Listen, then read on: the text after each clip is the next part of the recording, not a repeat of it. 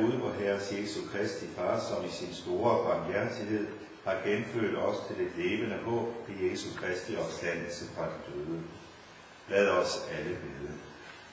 Vi takker dig, himmelske Far, fordi du med din enbårne søn har givet os den hellige dåb, hvori du gør os til dine børn og skænker os Helligånden med syndernes forladelse ved evigt liv. Vi beder dig, tag noget mod dette barn, som vi bærer frem for dit åsyn. Indlem det i din menighed og bevar det i dit samfund, både her og hisse. Amen. Således taler vor Herre Jesus Kristus. Mig er givet al magt i himlen og på jorden. Gå derfor hen og gør alle folkeslagene til mine disciple, i det I døber dem i Faderens og Søndens og Helligåndens navn, og det I lærer dem at holde alt det, som jeg har befalet jer. Og se, jeg er med jer alle dage indtil verdens ende. Og de var nogle små børn til Jesus, for at han skulle røre ved dem.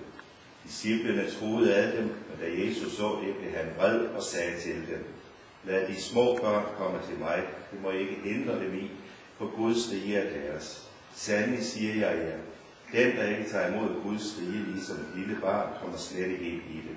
Og han tog dem i favn og lagde hænderne på dem og velsignede dem. Så vil vi nu hjælpe dette barn til hans velsignelse ved at døbe det i Faderens og Søndens og Helligåndens navn.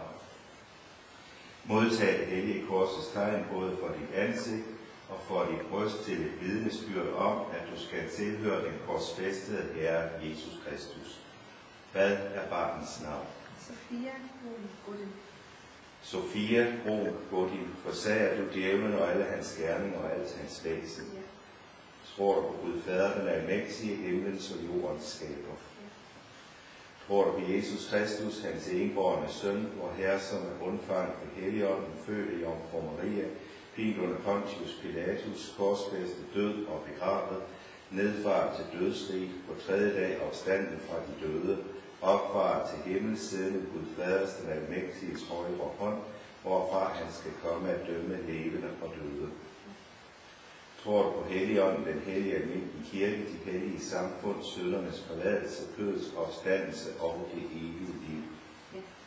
Vil du døbes på denne tro? Sofia Brun Godin, døber dig i Faderens og Søndens og Helligåndens navn. Amen.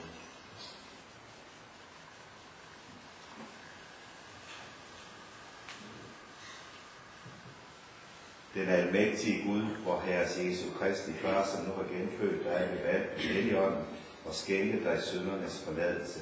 Han styrker dig med sin nåde til det evige liv. Han bevarer din udgang og indgang fra nu og til evig tid. Amen.